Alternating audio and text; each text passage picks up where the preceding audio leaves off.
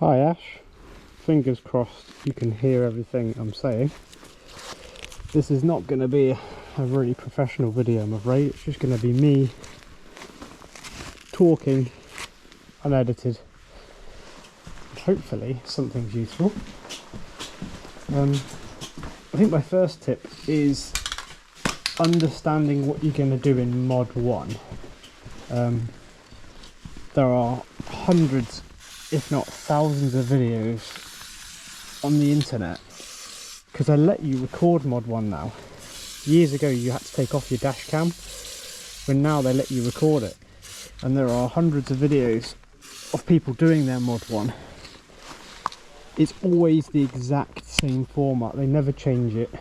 And when you do your practicing with your instructor, they'll take you onto your actual test place. That's what we do anyway. And you can practice doing it over and over and over. My top tip is the questions they're going to ask you, the show me tell me questions.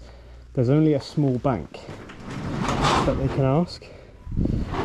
It doesn't take long to Google them, memorize the answers to all of them, so there's no surprises. They're really not hard at all. Yeah, focus on your Mod 1 to start with. I know that sounds silly, but there's no point in focusing on your Mod 2, because you'll do your Mod 1 first. I take it you've got to turn up with your theory, so I'm assuming you've already done your theory. So you've got to turn up with your theory and your driver's license. Cool, I hope you can hear me over the engine. I'm just going to go up to a less slippery bit so I can do some Mod 1 stuff. And we'll talk about observations a little bit more as well.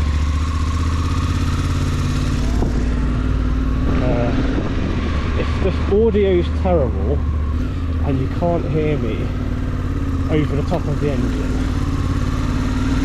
I'll voice over because my bike's a little bit loud.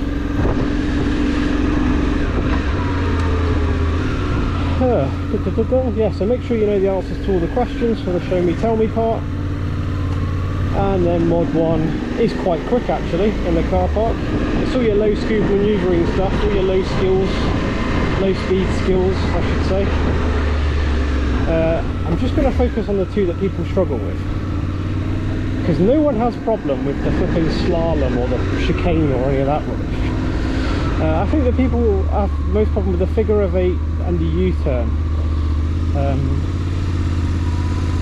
The one thing that catches people out every now and then with the emergency brake stop is they don't go fast enough. So for your Mod 1, the emergency brake stop will they'll have a speed gun, and you've got to be going X miles an hour or kilometers per hour. If you're going 1 kilometer an hour too slow, unfortunately, it is a serious fault, because it's a minimum. You can go over it. Cool, right, I think the thing to talk about figure of 8. I can't be bothered to set up any cones, I haven't got any cones, so talk figure of 8. There is no realistic distance on how wide you can take the figure of 8. There isn't a rule. What people do, and the first thing we try and correct, is they try and take it too tight. Make it nice and easy. Make that figure of 8 wider than you'd expect, and pull it out.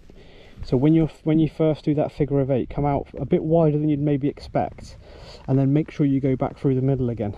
The first thing I see with figure of 8s when people are going too tight is they start turning far too early. I think I'm just going to jump on the bike and start doing some figures of 8. Oh, I'm nervous about doing this with the engine on because I don't know if you can hear me, but if you can't hear me from now on in, I'm just going to do some figures of 8. I don't know, I'll just do it on this line here, I guess. But I'm going to do it wider than you think, a lot wider than you think.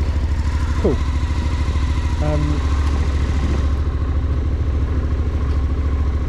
Try and get in the habit, whenever you're on a motorcycle now, before you pull away, and I know it feels really weird to do it, get it ready to go. So you're in first gear, clutch in, and do your left-right checks. Okay, left, right.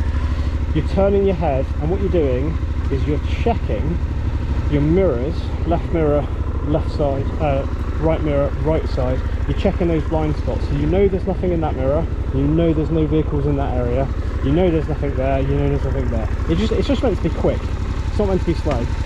Every time you get that motorcycle moving from 0 miles an hour, you do that. So at traffic lights, whenever you're about to move away in your test centre, everything you can do, make sure you do your left right checks. And try and get in the habit, if you can, of being, as soon as you get that motorcycle in first, left foot down, right foot up on the brake. So your left foot is down, your right foot is up, covering that rear brake. And this is the position they want you in most of the time on the motorcycle. It's because you're then ready to go. So should the traffic light go green, you can just pull away. Cool. So left mirror, left check, right mirror, right check. All clear to go. Amazing. Okay, so figure of 8. I'm just going to kind of pretend it a little bit here.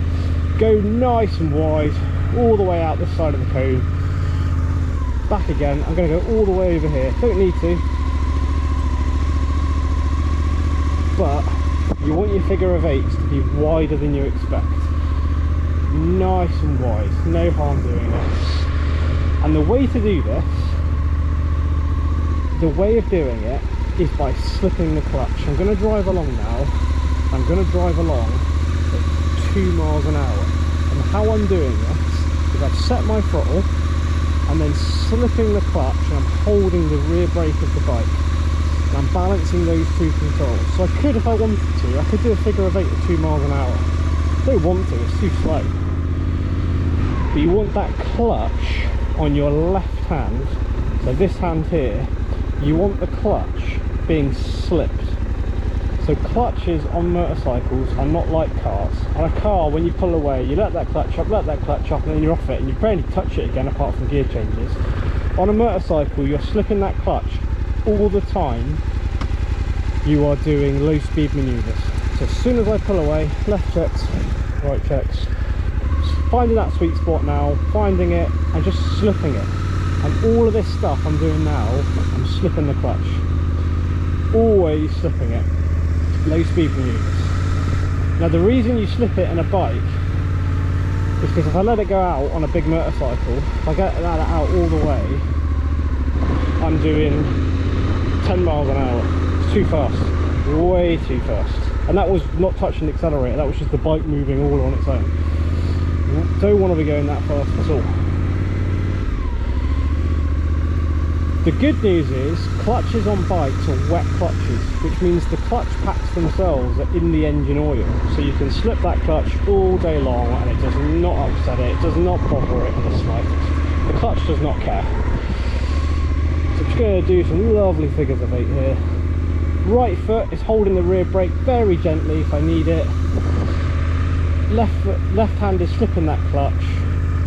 My right hand is set that throttle. I'm not even touching the throttle. Cool.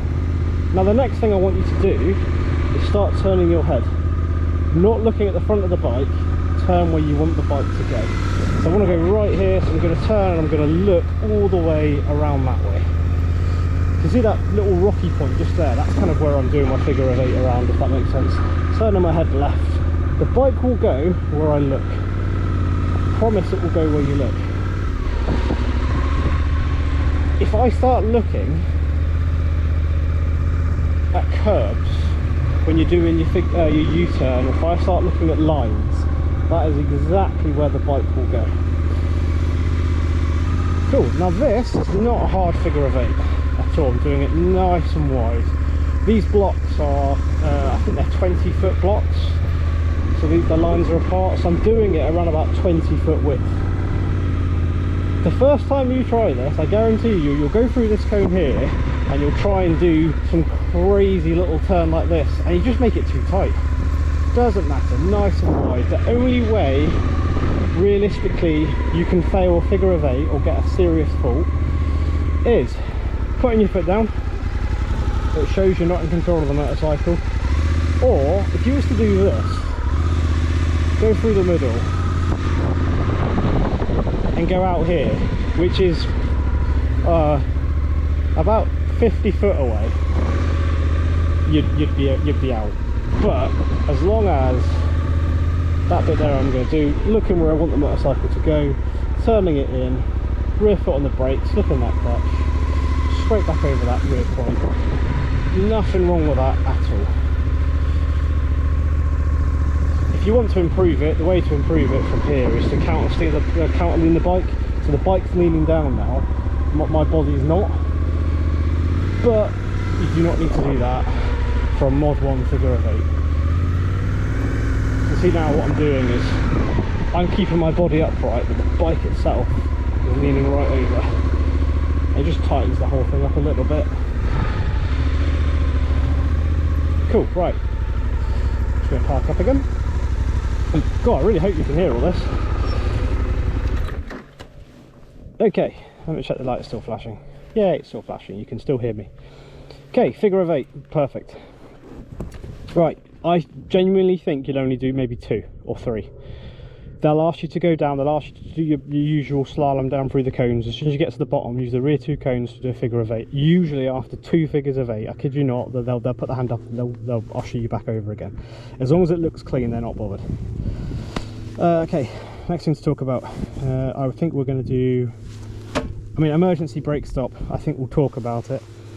Remember your procedure for how you conduct an emergency brake stop. First things first, you come off the throttle. Throttle off first, gently on the front brake, gently on the rear brake, and then squeeze on the front brake as you need. What you want, you never just want to grab it straight away. You're gently doing it, so the weight of the motorcycle is tipping forwards. Because if you imagine the weight of the motorcycle is 50-50, you've got 50 weight on the front and 50 on the back. If you grab that front brake too hard, there isn't enough weight over it, it'll just skid and slide. Big bikes have got ABS, so they'll sort you right out. But if you grab it gently and then squeeze, what happens is the weight all goes forward. You get more and more weight on that front wheel, and it's incredible how much more sort of stopping power you get. It really is. So, off the throttle, key thing first. You do not want to be doing an emergency brake stop with the throttle still on, because you're trying to stop it, the bike's trying to go forward. Throttle off, gently on the front, gently on the rear. When I say gently on the rear, it's about the weight of your foot. That's all you really want here. Because of the weight going forward, there's a lot less weight on the back. And then it's squeeze on the front, gently, but progressing that squeeze. Clutch comes in, lastpossiblemoment.com. What you do not want to do is this. Because imagine if you're coasting along, you imagine if you're coasting down a hill, you're just gaining speed. So throttle off, gently on the front, gently on the rear, squeeze in the front, clutch comes in, last possible moment. For an emergency stop, don't worry about gear changes, doesn't matter if the bike stalls, no one cares if the bike stalls. But once you've come to a stop, the way we teach it, you'll have to speak to your assessors, is we want you to do rear check straight away, because you've stopped, but the car behind you might not be stopping. So as soon as you've come to a stop, left mirror, left check, right mirror, right check, there might be a car coming at you pretty flipping fast, or a lorry or something. And we teach to do one of 3 things. 1, ride the bike out of the way if there is. 2, push the bike, or if you can't, drop the bike and run.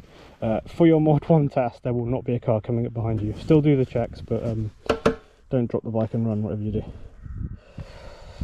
Cool, right. Check it's still recording. Yes. Figure of 8, U-turn. I'll just do it here. I don't know how wide this is.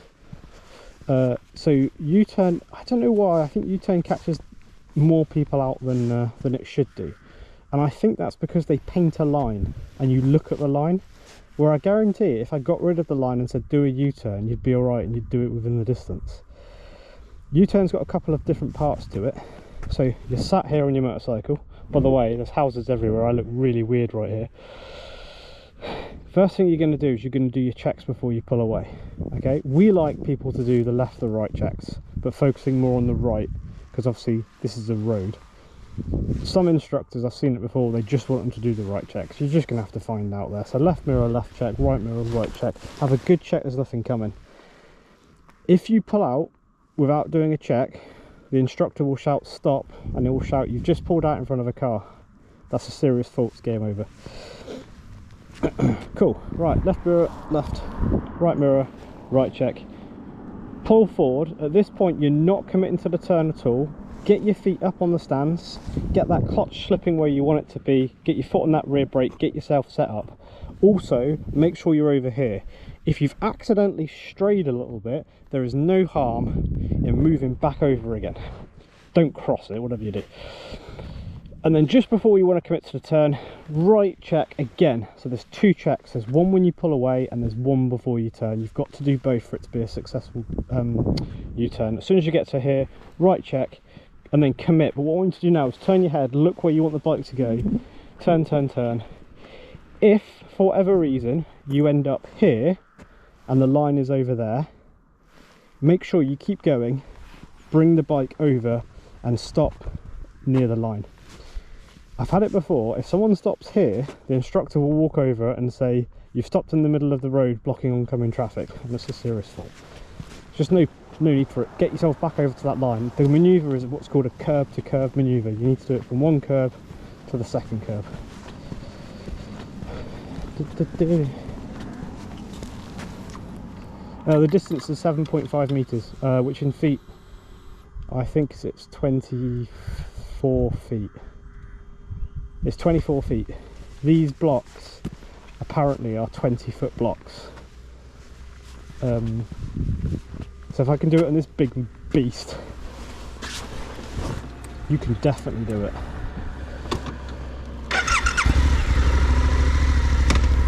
Okay, right. Okay, safety position. Left foot is down, right foot is up, covering the rear brake. Left mirror, left checks, right mirror, right checks. Before I pull away, I'm going to check the camera flashing. Yes. Cool. Right, we'll put myself over here, ready to begin the manoeuvre. Cool. Okay, left mirror, left check, right mirror, right check. Having a good check from the right, nothing's coming. Moving along, feet up, everything's happy. Right check, turn my head, look where I want to look from the right. There we go, bringing the bike exactly where I want it to be. Just going to move over a little bit. Left foot down. Brilliant, that is your manoeuvre. I'll move my bike out the way actually. Oh, screw it. This used to be an aircraft hangar. If you touch the line, it's a driver fault, which is like a minor. It's not the end of the world. It's just a fault. If you go over the line's quite thick. If your tyre goes over the line, it's a serious whatever. I forget the terminology. I think you've got minor fault. They've changed it. Driver error, minor fault. I can't remember. It's the major one, the more important one. I have had someone say to me that they went over it, but the instructor who was stood like way over that way didn't pick up on it. So please, if you do a little mistake, don't think it's the end of the world and give up, because you never know. If it went over a tiny bit, they might not have seen it, or they might not be an absolute whatever about it. Cool. Right, we're still recording? Yes. Last thing I want to talk about, observations on the road. Personally, I think observations are the one thing that pick sort of people up the most. So you imagine your riding position is fixed. So let's pretend that this whole, it's really wide, I know, let's pretend this whole concrete slab from where my bike is over there to there is our lane. There's three positions, 1, 2 and 3. 1 is about here. It's not on the curb, it's just to the left of it. Position 2 is dead center of our lane, so that's our lane. Imagine this is all of this is just one lane. And position 3 is about here. It's not on the line in the middle of the road, but near it. We ride mostly, or 90% of your riding is going to be position 2, center of the road. Gives you the most observation. If there's a pothole, you can go left or right. If there's gravel, you can go left or right, blah blah blah. You're right in the mirror of the rear view car in front, all that good stuff. Imagine you're locked. There's nothing you can do but drive in this position. You're like a train. If you want to move your position, you need to do a lifesaver check. So what you do is you check left mirror and check the left, and then you can move over here. If you want to move back to the middle again, check your right mirror, check the right, and then move back again. Make the checks obvious. I know you can check your mirror, with your eyes without turning your head, but your instructor won't be able to see it. So have a nice look, have a nice check, have a nice look, have a nice check. The lifesaver check is really quick. It is not this too much swerve your head, swerves the bike. It is literally turning your chin from here almost to where it would be naturally on the right hand side. Believe it or not, if I turn my head to here, you can't see it because the camera won't let you. I can see all the way back there, and I can see that car on the road. It's not as much as you think. It's a little check, because my mirror on my bike, when I'm on it, I can see a little bit there. I've got no idea what's out to my right. So all you're doing is you're checking that mirror, and you're checking, as soon as you turn my head, I don't know if the camera will see it, it opens up all that space, and one day you'll be riding along, you'll check your mirror, you'll check there, and there'll be a bloody car on that lane that you had no idea was there. I don't know if you're going to be able to hear me. I'm going to go for a little ride, and I'm going to practice some observations with some parked cars, I guess. Parked cars are going to be one thing, but also what we need to think about is if you're coming up to a junction or a roundabout, what position do you want the bike to be? So if you're going left at a roundabout, say first exit left, you want the bike to be over towards the left. So therefore you're going to be in position 2, but to move over to the left, it's going to be left observations to move the bike over. Make sure you do your observations before committing. There's no point in being halfway across the road and then having a little look, because all you're going to see is the car that, you know, nearly hits you. The problem is with observations is every time you miss one, it's a minor or a rider fault. The problem is you're only allowed a couple of them before it's a major or a serious error. Okay. Oh, there's a parked car there. This will do. Okay, I'm not sure if you can hear me. You're just going to have to sort of imagine here. Okay, so parked car, right, check, moving out nice and early, get away from that car. But also remember, whenever you see a parked car, there's two observations, because now I need to check over there and move back again. So whenever you see a parked car, there's two sets of observations. Oh look, biker friend. Okay, turning right here, right check, right observation. I want to move over to near the centre of the road. Just before I commit to the turn, checking again. Cool, I'm going to talk through that one. I'm going to talk through that one. Cool, road position 2, centre of what I believe my lane would be. I'm going to turn left here. No need to adjust my road position. My road position here is absolutely fine. Checking around, nothing coming. Happy. Okay, parked car, so we can practice here. No need to indicate on a parked vehicle. Right mirror, right observation, nothing there. Moving out, loads of space. Do not be next to that thing because it opens its door, it'll hit you. Happy, left check, moving back again. Cool, right, I think I'm going to go left here actually. Sorry, I didn't know what I was going to do. Cool.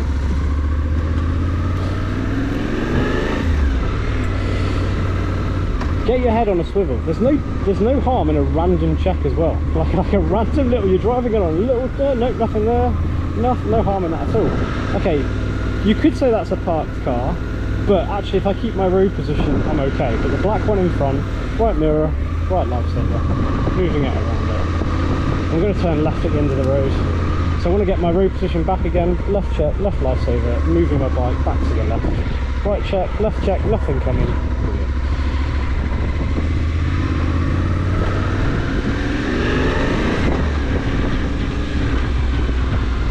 Okay, I'm going to do a right turn at the end of the road. I could do this all in position 2 if I wanted.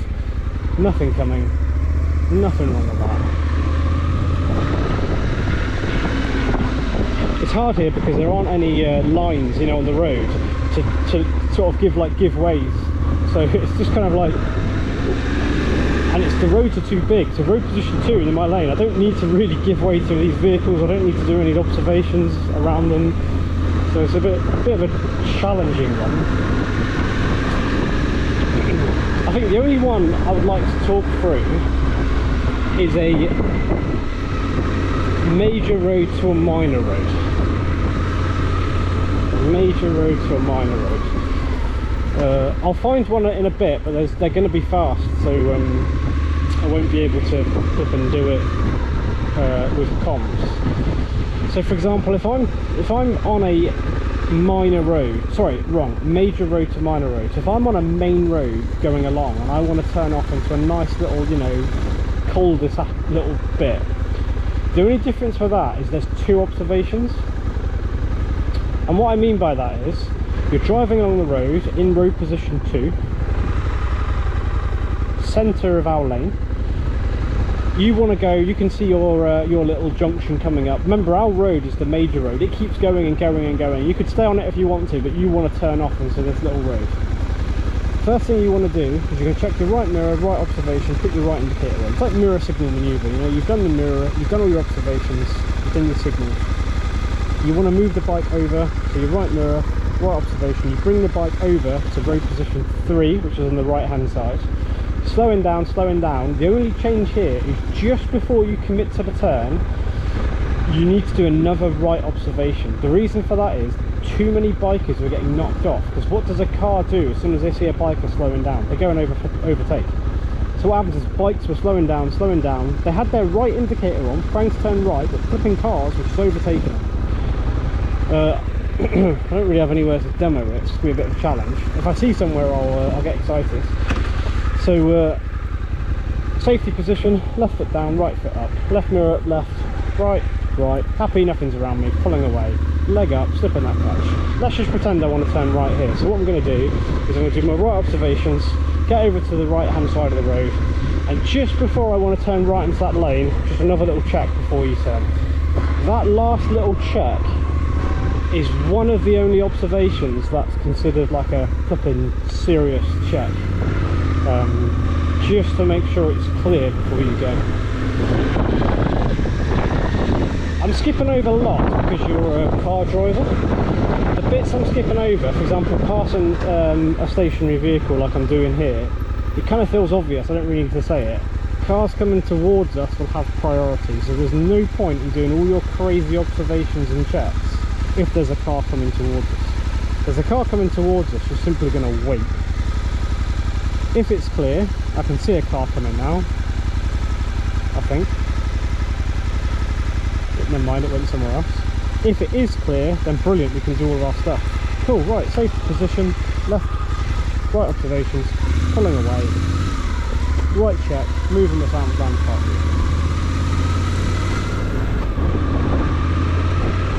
So we're going to go left here, left observation, move my road position over to position 1.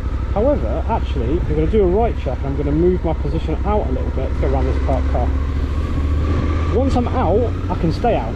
Stay out in this road position, no problem at all. This is absolutely fine. Just after this red one, I'm going to move back again. So what I'm going to do here, left check, nice and clear, I'm going to move back over to the left.